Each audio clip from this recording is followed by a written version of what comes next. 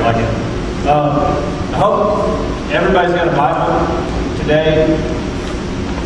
Just make sure if you don't have one, you got one in the thing. It's going to kind of be like a story hour. I thought about having y'all come up and sit down in front of me, like they used to do when I was in the library when I was a kid. But we're going to read more. We're talking about Joseph today. We're going to read more than we normally do, because I want to kind of talk about his life and how we can learn to live our life for God and stay focused and stay faithful, keep worshiping Him even when things aren't going so well, and even when we may not be able to see the light at the end of the tunnel. But like I said, we're going to talk about Joseph today. We're going to be in Genesis. The first place we're going to look at Genesis is in chapter 37. And when I told Wendy I was going to preach on Joseph, she told me, she goes, well, there's lots of things he's barely really mentioned in the Bible. There's lots of things I'd like to know, because he was the father of Jesus. And I said, no, it's the other Joseph, the one in the Old Testament. And so, just to get that straightened out, Joseph was the son of Jacob. And he was one of the fathers of the tribes of Israel. Jacob had 12 sons, and Joseph was one of his 12 sons. And that's where the 12 tribes of Israel comes from. And each one of his sons kind of was over top of one of those tribes. So, first thing I want to talk about is about this perseverance through difficulties. We're going to talk about the difficulties that Joseph had here in a second as we read his story. But I wanted to go over this word perseverance first. Everybody's been here knowing I love the dictionary, because really, if you want to focus on the word, you need to know exactly what that word means before you do a sermon on it. So I'll just pull this out. Steady persistence to a course of action, a purpose, or a state, especially in spite of difficulties, obstacles, or discouragement. So I think a lot of times when we hear this word, maybe we think about the first part, the steady persistence to a course of action, what we're trying to do, or some kind of purpose, or some kind of state of mind. We think about the persistence, but then we don't see the second part, especially when there's difficulties or obstacles in your way, or when you're discouraged. So really, perseverance is staying on course, even when things aren't going so hot, even when things are actually going not only not so hot, but there's things getting in your way, there's things trying to stop you, there's things trying to discourage you. And also, I thought about the opposite of perseverance, which is where I think I find myself sometimes, and it's kind of what we talked about in our group intergenerational worship this morning, inconsistency. We talked about with Amy this morning, are we giving it our all? Do we come to church because we care? Is it a religion or a relationship? Do we come to church because we care and we want to have that relationship with God? Or do we come because it's a religion, because we want to make sure He thinks we care? Or we want to make sure somebody that's here thinks we care? Maybe it's Andy or me or somebody. But are we really coming to that relationship with Christ, or are we coming just because we want to be seen and we want to mark it off our list? That's more of the inconsistency. And don't talk about Joseph and how he really was more persevered instead of being an inconsistent follower of God. So I'm going to go ahead and open this up in prayer, and then we'll get into the story. And I do apologize, like I said, we are going to read quite a bit, cover a lot of territory in Genesis. So, Heavenly Father, just thank you so much for meeting us here this week, Lord, that we can worship you in all that we do, so we can learn about you and what you did for us on that cross, Lord, and just take that into our heart, into our lives, and lead our lives for you, Lord. Speak through me today. Speak through these words in Genesis, through the story of Joseph, and open the hearts of those who hear it, Lord, to learn what you want them to take from today. In your name we pray. Amen. All right. We'll start out here in 37. And the first thing I'm going to read is verse 1 through 10. Then I'll kind of stop and we'll go over it a little bit. This is Joseph's dream. So Jacob lived in the land where his father had stayed, the land of Canaan. This is the account of Jacob. Joseph, a young man, 17, was tending the flocks with his brothers, the sons of Bilhah and the sons of Zilpah, his father's wives. And he brought their father a bad report about them. Now Israel, though sometimes they'll call Jacob Israel, sometimes they'll call him Jacob, loved Joseph more than any of his other sons because he had been born to him in his old age, and he made a richly ornamented robe for him. When his brothers saw that their father loved him more than any of them, they hated him and could not speak a kind word to him. Joseph had a dream, and when he told it to his brothers, they hated him all the more. He said to them, "Listen to this dream I had.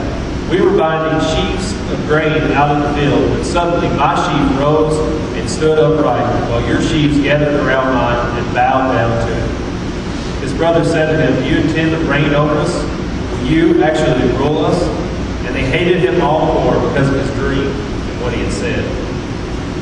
Then he had another dream, and he told this dream to his brothers. "Listen," he said, "I had another dream, and this time the sun and the moon and 11 stars were bowing down to me." When he told his father as well as his brothers, his father rebuked him and said, "What is this dream you've had?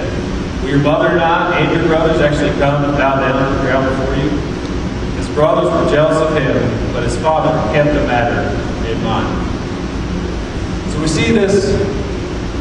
A lot of times when we have dreams, it was God revealing a purpose or a promise to someone. We see already that Joseph was Jacob's favorite son because he'd been born late to him. He loved him and he was cherished to him. I don't know if he was his favorite, but he did cherish him. And he made him this really nice coat. A lot of times you'll see, I think there's a Broadway musical called Joseph and the Technicolor Dreamcoat, or Joseph and the Coat of Many Colors. Lots of stories about this coat, and most people are familiar with the coat, but they're maybe not familiar with the rest of the story.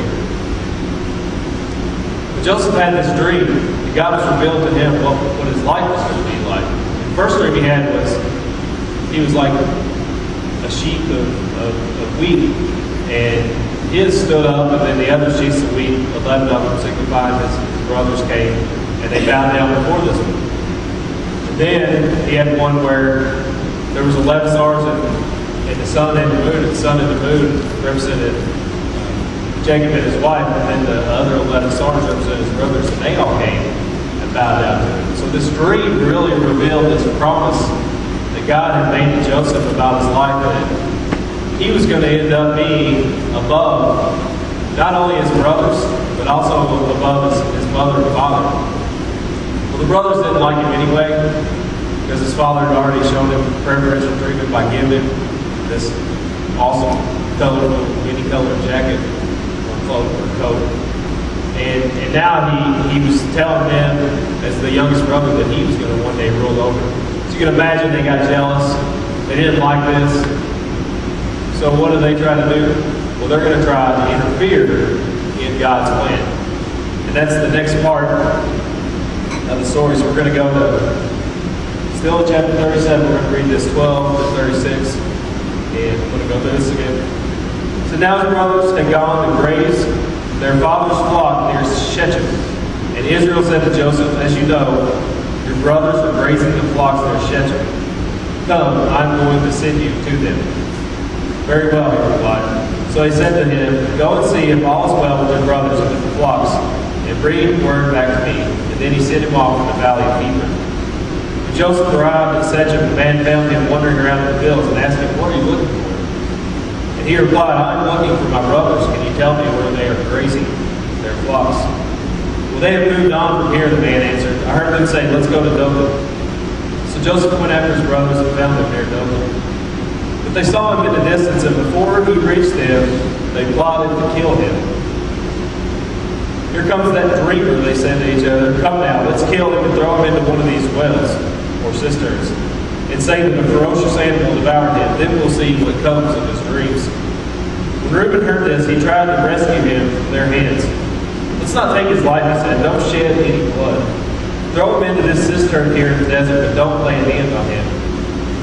Reuben said this to rescue him from them and take him back to his father. So when Joseph came to his brothers, they stripped him of his robe, the richly ornamented robe he was wearing, and they took him and threw him into the cistern. Now, as they sat down to eat their meal, they looked up and saw a caravan of Ishmaelites coming from Gilead. Their camels were loaded with spices, balm, and myrrh, and they were on their way to take them down to Egypt. Judah said to his brothers, "What will we gain if we kill our brother and cover up his blood? Come, let's sell him to the Ishmaelites and not lay our hands on him. After all, he is our brother, our own flesh and blood." His brothers agreed. So when the Midianite merchants came by, his brothers pulled Joseph out of the cistern and sold him for 20 shekels of silver to the Ishmaelites, who took him to Egypt. So they pulled him. First they were going to kill him. And Reuben kind of took up for him and said, "Let's not kill him. Let's just throw him in this well and we'll leave him there." Reuben kind of had a plan that he was going to go back and get him out and help him out. And you can kind of see God's made this promise to Joseph about what's going to happen in his life. And he's revealed it to him in this dream. And Joseph's living his life and he's doing his thing.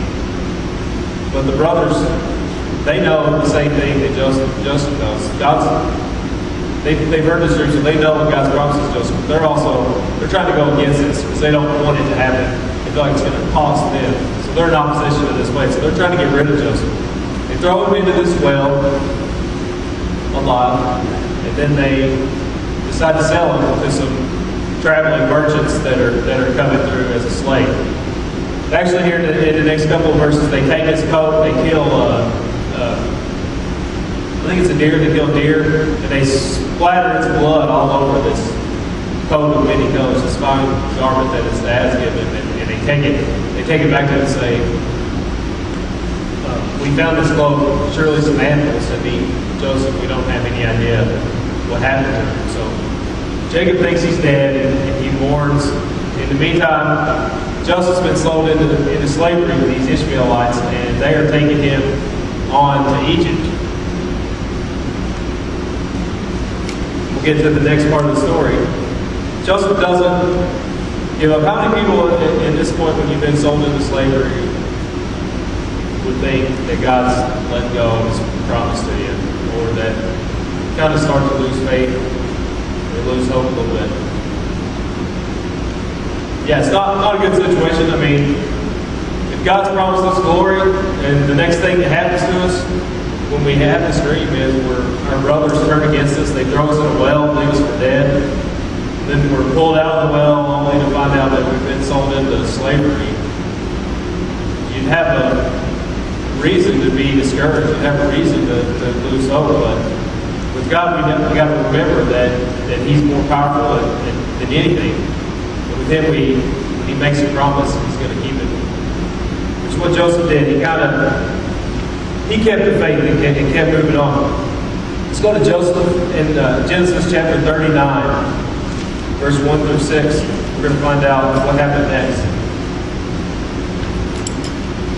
Now Joseph had been down to Egypt. The Ishmaelites had taken him to Egypt, and they had sold him to this man named Potiphar. Potiphar, an Egyptian who was one of Pharaoh's officials, captain of the guard, bought him from the Ishmaelites who had taken him there. The Lord was with Joseph, and he prospered, and he lived in the house of his Egyptian master. When his master saw that the Lord was with him, and that the Lord gave him success in everything he did, Joseph found favor in his eyes and became his attendant.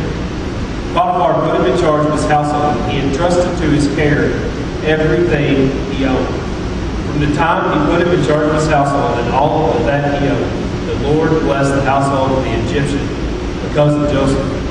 The blessing of the Lord was on everything Potiphar had, both in the house and in the field. So he left in Joseph's care everything he had, with Joseph in charge. He did not concern himself with anything except the food that he ate. So we got to start to see here that God's plan is still in action, even though Joseph's been sold as a slave. The Ishmaelites, they've taken him to Egypt and they sold him to this captain, Egyptian captain who works under Pharaoh. And he's taken into his house. And God's there, and Joseph's still faithful. God's working for him. He's glorifying God through everything he does. The work he does, the house is running more smoothly. The things he touches, they go smoothly. The farms he's planted are growing up and they're flourishing. bountiful harvest. The businesses he's getting into, he's making money for his master. And his master values him and puts him in front of his house. So you kind of see that Joseph's, God's working on him. He's coming back into favor. And now you might be thinking, how many people be thinking, all right, things are going good at work. The boss likes me. He's promoting me. He's moved me up. Now I kind of start to see God's way working in me, right? Now, this is the way we think, I think, a lot of times. Things are going good. Way to go, God. Thanks for taking care of me. Thanks for looking out for me. Whereas we might have been discouraged before, we kind of let go of God and blame God sometimes. Now, when He's working good, He's doing good things in our life, we're usually on board with God. We're like, oh, thanks, God. Yeah, thanks. Everything's going great. But Joseph had another turn in his story. We're going to read here again in verse 6. We carry on.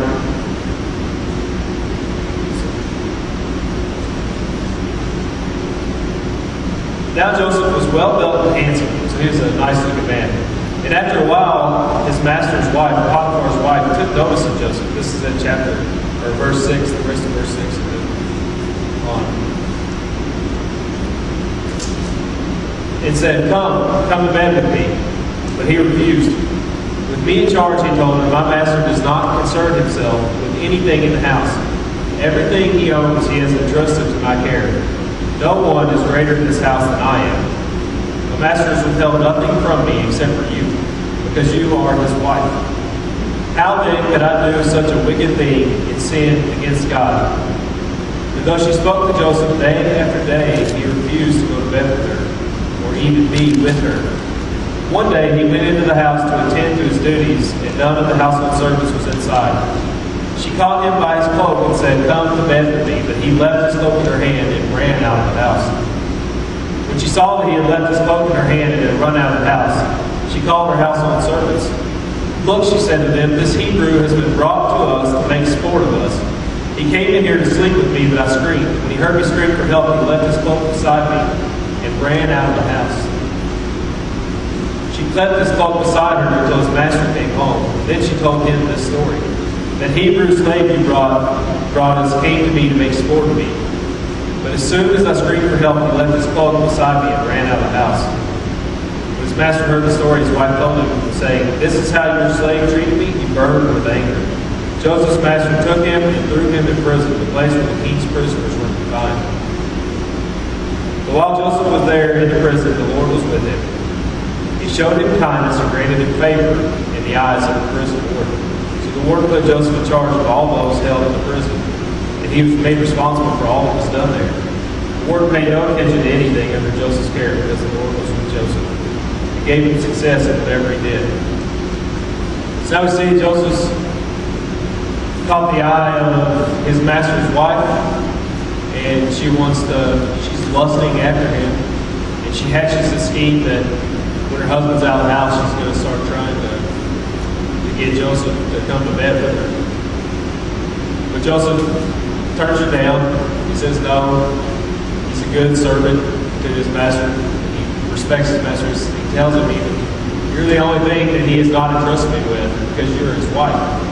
And he immediately turns her down. So she gets this plan that she's going to get all the servants out of the house. And then when he comes in, she's going to try to seduce him again. But he says no, and he runs in the other direction. Well, since she can't have him, she decides to do him this favor and get him in trouble. So she makes up the story that he tried to attack her and left his cloak when she screamed. And of course, since she would say this story, he was still just a servant and she was a wife. So Potiphar has to respond to this accusation. He can't keep Joseph in the house, no matter how much he liked him, or even if he believed him over his wife. His wife was married to him, so she had clout, and her story was told would have had to have been believed. So they had to do something with Joseph, so they throw him in prison. So now you've got this promise again, and not only are you thrown into a well, not only have you been sold into slavery, but now you're in jail for something that you didn't do. How many people could keep the faith now?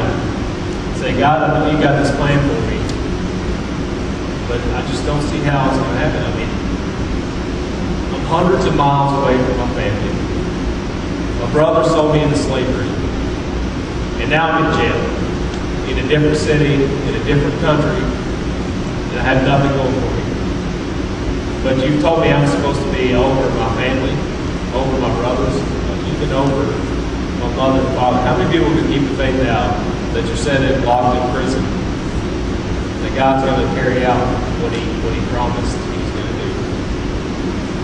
What Joseph does, we see here in the beginning, his work that he does in prison, it's fruitful. The warden even puts him over in charge of some of the prisoners instead of a guard.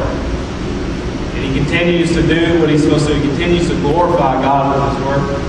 And God continues to work through him and give and bless him no matter where he's at.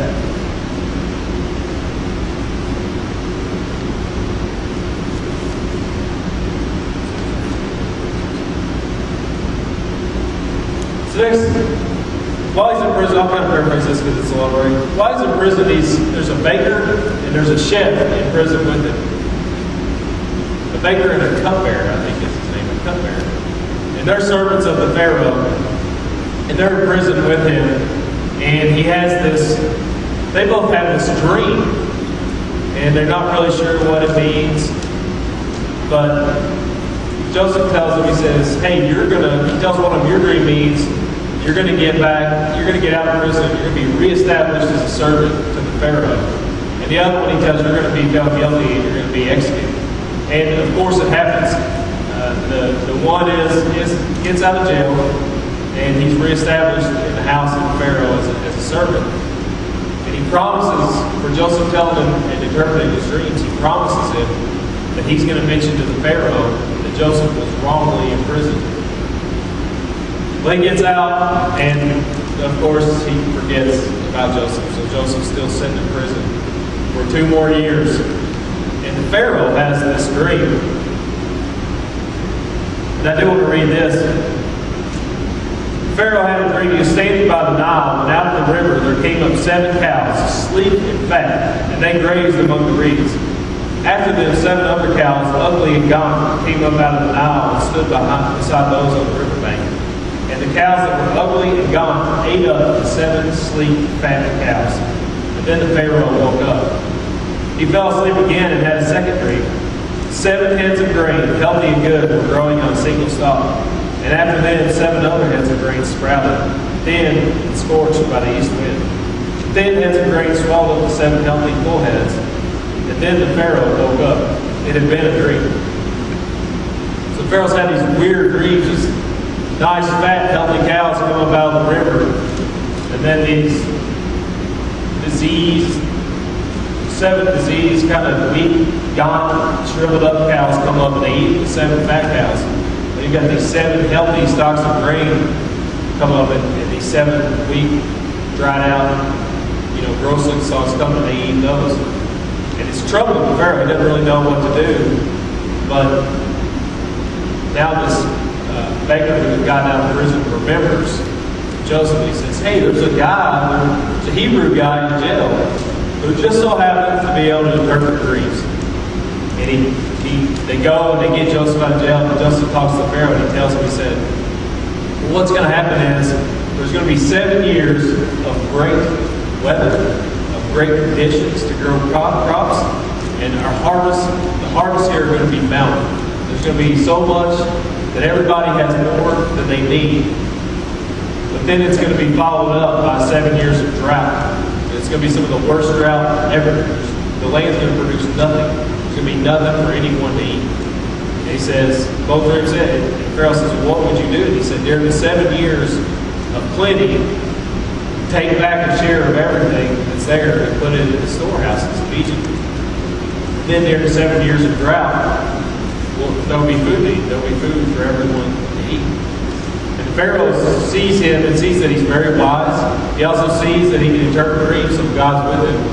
And he puts him in charge of this plan, in charge of this plan to store up these 7 years of good for the 7 years of barren. So now we see Joseph's been in jail for, I'm not sure how long he's been in jail, but it's been at least longer than 2 years. So he's been in jail, but God's still working. If he hadn't gotten out of jail, he couldn't have gotten out from underneath Potiphar's house. And he may not have ever become known to the Pharaoh. But now he's in direct service to the Pharaoh. And this plan he has, it works great. They have 7 years, they put all this stuff back, they have plenty of food when the drought comes. Not only do they have plenty of food for themselves, but they have food, so much food that people from the other countries and the surrounding lands start coming to buy food from them. And at first they're trading their cattle and their pigs and their chickens and stuff, and the Egyptians are getting all this meat and they're trading the grain off. After a couple, 3 years, there's not any more animals left, so the people start selling their land to the Pharaoh in exchange for this grain. So this plan has allowed them not only to have food to eat, but now Pharaoh's increasing his land, and then Egypt's becoming bigger, and they're getting more land through this drought. Well, several years into the drought, Israel runs out of food, and guess who comes to buy grain? Yeah, the brothers. The brothers show up because they're out of food in Israel, and they're just as hungry as everyone else is. And they come, and Joseph recognizes them, but they don't recognize him. And he sends them back. He charges them for the grain, but then he loads the horses back. He has his people load the horses and the carts back, and he puts their money back on there. So they get back, they've still got the money, and they've got enough grain to eat. The next year they come back again, and he says, I'm not going to charge him, but his younger brother, Benjamin, he wants to see him. Benjamin's kind of taking his place as being Jacob's favorite, but Jacob finally relents, and they send him in. Eventually, through the story, Joseph is reunited with his family, and they come to live in Egypt with him. And they live on his lands underneath him, even Jacob and his wife, Rachel, at the time. So he is, this promise that God made him in the beginning as a farmer is fulfilled. And he does end up being over his family and helping them survive. What about us? You see this story? Joseph's born into a blessing. How many people in the world do you see out there that are born into a great situation? He's his father's favorite son. His father's given him this awesome coat that the other ones don't have. Not only that, but his father's they are the head family of Israel. So they're very powerful there. They have a lot of influence. So he's born into great blessing. How many of us are born into great blessing and we take it for granted? We don't really look at what God has blessed us with. I think the first thing key to see with Joseph and us is that even though he was born into this blessing, he was faithful to God. And he realized that God had blessed him with what he was doing. The next thing, how many of us blame God for our suffering? I think a lot of times it's easy to be thankful when things are going good, and it's easy to see God in the good things in our life, but when things aren't going so good, sometimes we want to say, why me? Why did this happen to me? God, why did you do this to me? Or maybe it's our job. Maybe it's a death in the family. Maybe it's a sickness. We look at God and we say, God, why did you do this to me? We want to blame God for our problems. And I think it would have been easy for Joseph to say, God, you've ended me. I'm in this well now, and then now I'm being sold into slavery. Why me? Why'd you do this to me? Or now I'm in prison for something I didn't even do. Why did this happen to me? And sometimes we have that attitude. It can be maybe we turn our backs on God. Joseph, it would have been pretty easy in a couple of his story. The way we think and the way the world thinks today, Joseph may not have stayed faithful. Because a lot of times, I think we see a lot of people out there that do blame God, and they turn their back on God, and they forget God, and they say, I don't need a God that would let something bad happen to me. Or I don't need a God who lets bad things happen to people. If this God's so great, then everything should just be roses and whatever, roses and chocolate. My life should be perfect. But I think we see here, Joseph was promised something great. But his life was not roses and chocolate. He had to go through a lot of difficulty and a lot of suffering to finally realize what God's promise was and to see that come into action. How many of us continue to hold out hope? It's the same thing in suffering. Sometimes we blame God, but Joseph had to have a lot of hope that this promise was going to happen. And eventually it did. I think Joseph is also a great example of how our suffering can sometimes lead us to where we need to be, for God to really work in our lives, and for God to really make His promises. If He hadn't been sold into slavery, He wouldn't have ever ended up in Egypt. So, that being sold into slavery and ended up in Egypt, God kind of used that as a vehicle. Yeah, it's difficult. Yeah, it's hard. Yeah, it probably wasn't the way He wanted to get there, but that's how He ended up in Egypt. That's how Potiphar bought him, and then he became a servant. And he was blessed. Everything he did was good. But Potiphar was not the Pharaoh. If Potiphar wasn't going to have serving Potiphar, he would have never had the means to get to the position where he would have been in charge of all this food and all this grain, and eventually been over top of where his family had to come and depend on him for life. So he had to be thrown in jail, out of Potiphar's house, with these false accusations and false charges. When he came out of jail, he went into direct service to the Pharaoh, the most powerful man really in the world at that time, at that day and age. And in service to the Pharaoh, God kept glorifying him, and he became second to only the Pharaoh. And it was through that his family came, and he was able to provide for them, able to give them grain and keep them strong. So God made this promise to Joseph. Joseph was promised to rule over his family. But what about us? What kind of promises God made to us? He's promised us salvation and eternity in heaven. We are promised salvation and eternity in heaven by the same God. And a lot of times, just like Joseph in this story, things don't go so great. A lot of times there's difficulty. A lot of times there's suffering. And a lot of times we say, why me? Why me, God? But God's made this promise to us.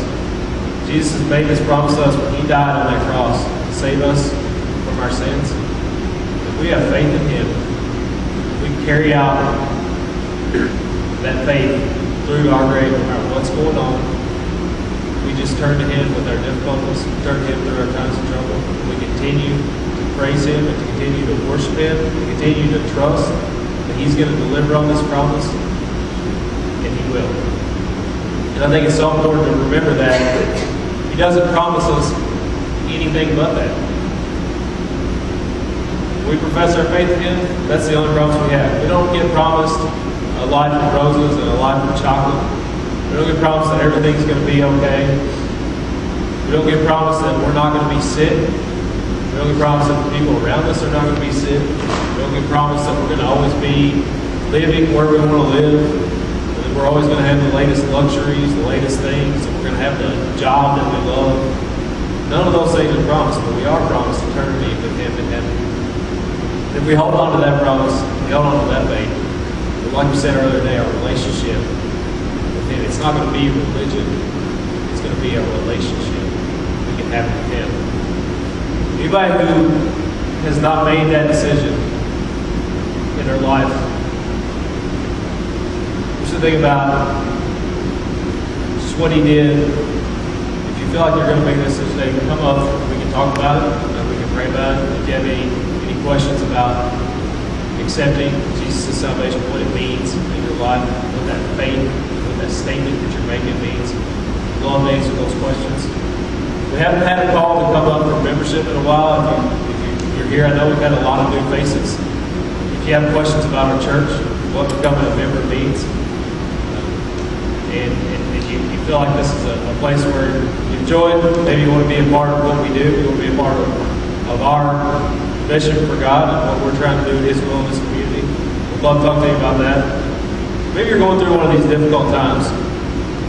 You just need to pray and kind of see how God might be using your difficulties and your suffering in this momentary to get you to a place where He can really work with you and really glorify Himself through you and through your actions and through your faith. I'd love for you to do that. We'll go ahead and close in prayer when Candace comes up.